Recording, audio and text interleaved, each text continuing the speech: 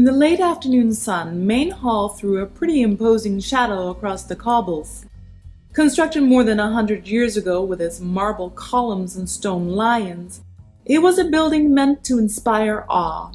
Two stucco wings, built somewhat later, weren't as awe-inspiring. Stucco hadn't aged nearly as well as stone.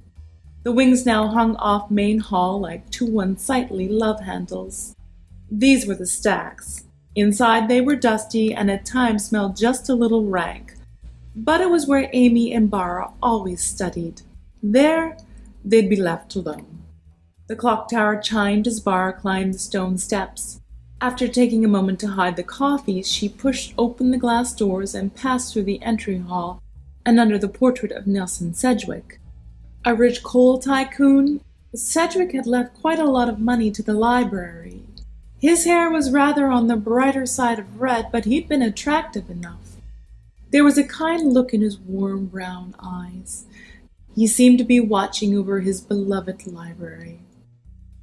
Miss Corey eyed Bara up as she walked by the checkout. Bara smiled back guiltily. It wasn't just the coffee contraband. Miss Corey always made her feel a little off. Despite her petite frame, the librarian was as intimidating as a Rottweiler. Bara entered the west wing.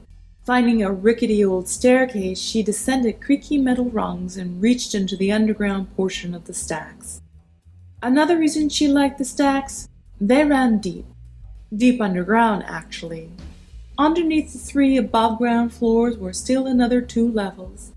A cellar of knowledge and fantasy. She reached the lowest floor. Somewhere down here she and Amy would find each other.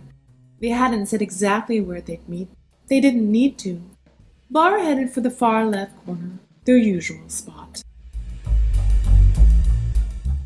An unseen observer had watched Bara leave St. Catherine's and walk down Windfall Boulevard. Its gaze didn't flicker when she cut across the park with the chestnut trees. Patiently, it waited while she was in the cafe. He'd followed her across the square and watched her enter the library. Unseen by all, it pushed through the glass doors and pursued down into the stacks. It had a plan for Bara. Shuddering, it shook the air with its intent. Bara felt the breeze but saw no one. For the watcher, the eternal wait was all but over.